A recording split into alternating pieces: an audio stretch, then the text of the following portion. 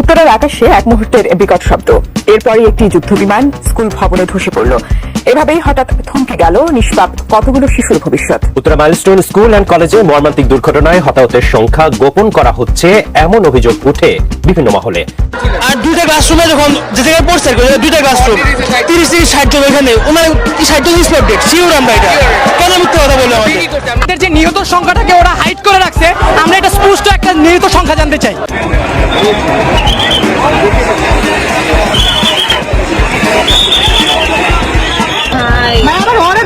আল্লাহ এরকম গায়ে হাত দিতেছে কেন? কি সমস্যা? আল্লাহ এগুলো কি ভাই? গায়ে হাত দেয় কেন? ওরা বলতে গেছে আমার আর্মিরা কেন আমার টিচারদের গায়ে হাত তুলছে, এটার জবাব আমি চাই। মৃত্যু 250-র উপরে, আপনার আহত আছে 300+, সেখানে বলা হয় 50 জন। কিভাবে তাদের বিবেক বুদ্ধি আজকে কোথায়?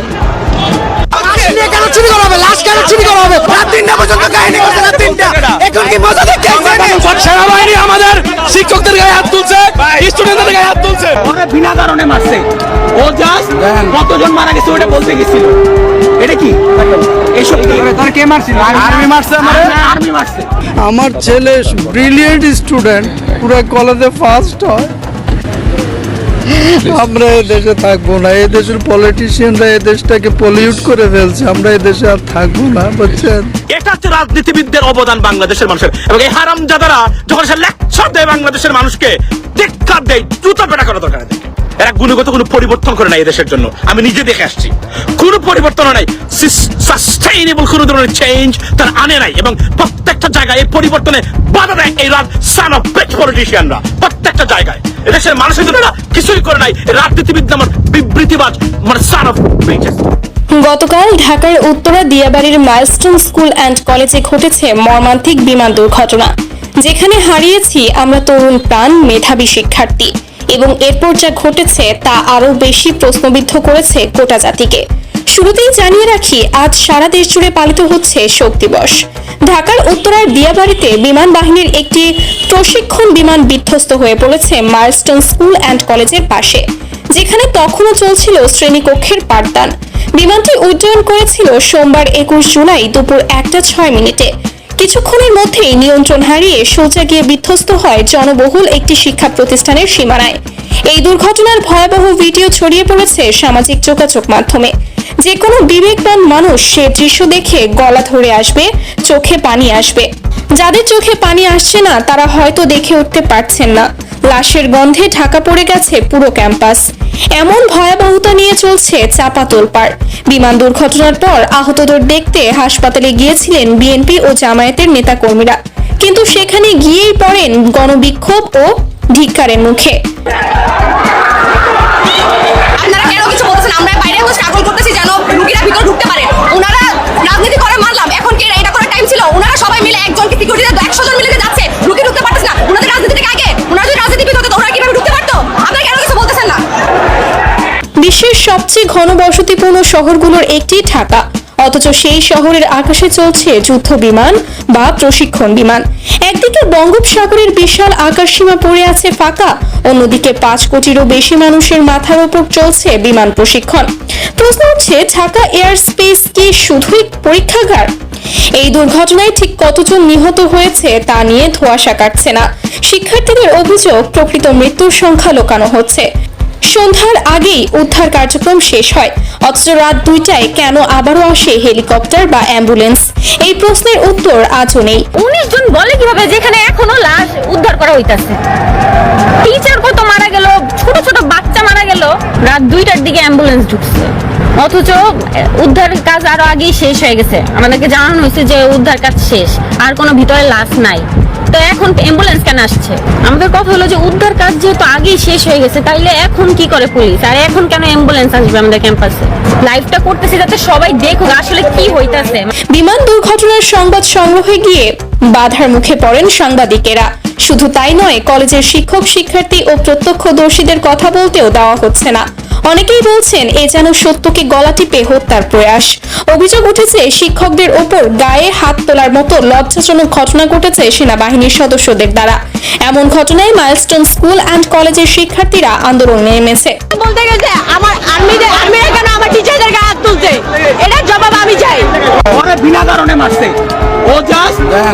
মারা গেছে ওটা বলতে গেছিল, এটা কি এইসব কে মারছিল?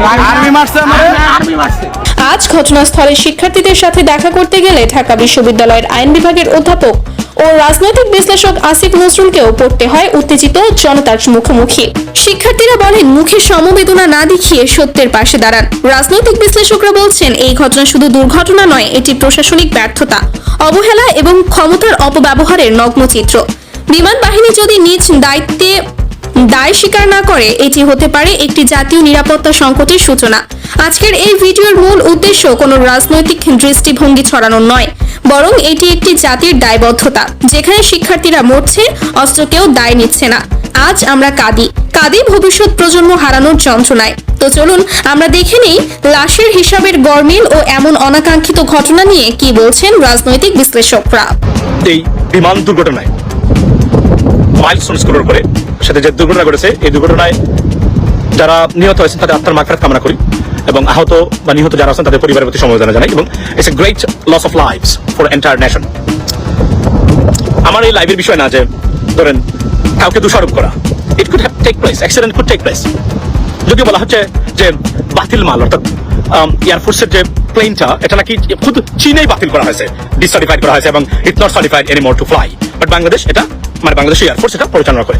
এটা একটা দুঃখজনক ঘটনা এবং it got to B investigated. বাংলাদেশের মানুষ প্রতিদিন যে ধরনের হেইজার্ডাস পরিবেশে বসবাস করে, পৃথিবীর কোন দেশে এমন বিপজ্জনক ঝুঁকিপূর্ণ অবস্থায় বসবাস করে কিনা আমার জানা নেই।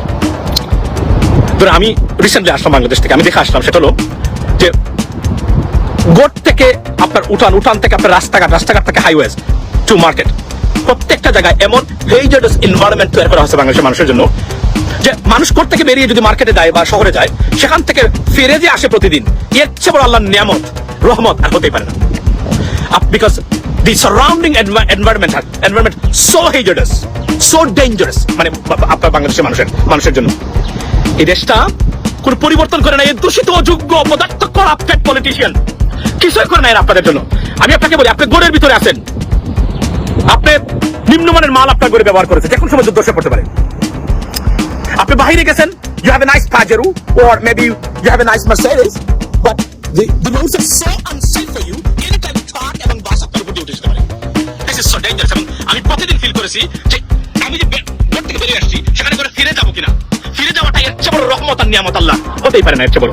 অর্থাৎ বাংলাদেশের রাষ্ট্র ব্যবস্থাটা এমন ভাবে এবং যে টোটাল মেকানিজম এমন ভাবে বাংলাদেশের মানুষকে ঘিরে ধরেছে, এই ডিসফাংশনাল এবং hazardous environment, dangerous. I've never seen anywhere, trust me, anywhere on this planet. And then আমি আপনাকে বলি, যে বিল্ডিং সরকারি বিল্ডিং গুলোতে আপনি যান না, ধরেন আপনি ঘর থেকে বের হলেন, খাদ্য বেজা, আপনি যে খাবারটা খাচ্ছেন আপনি জানেন এটা কতটা দূষিত, রিহিট করে দিয়েছে, আপনি খুব প্রয়োজনীয় বেমার হতে পারেন। খাদ্য বেজাল ফরমালিন আপনি যদি ধারাবাহিকভাবে এটা খান, আপনার কিডনি এবং আপনার লিভার সিরোসিসে মারা যেতে পারে। আপনি দেখেন, তারপরে আপনি রাস্তাঘাটে যে কিছু না রাস্তা পরিবর্তন করে যেতে পারে।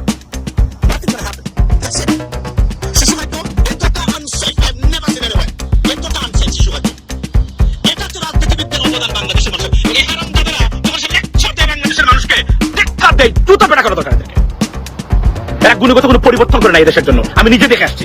কোন পরিবর্তন নাই, সাস্টেইনেবল কোন ধরনের চেঞ্জ তার আনে নাই এবং প্রত্যেকটা জায়গায় এই পরিবর্তনে বাধা দেয় এই সান অফ বেচ পলিটিশিয়ানরা। প্রত্যেকটা জায়গায় এদেশের মানুষের জন্য কিছুই করে নাই, রাজনীতিবিদ যেমন বিবৃতিবাজ, মানে সান অফ বেচেস। অ্যাবসলিউটলি আমি নিজে দেখে এসেছি। মানুষ যে বেঁচে আছে, তবে বেঁচে নেই বাংলাদেশের মানুষ। 10 years time, kidney disease, liver cirrhosis, colon cancer imminent. It's coming up. Because the way people are living their lifestyle is dangerous, guys. You can see this. Wait for that.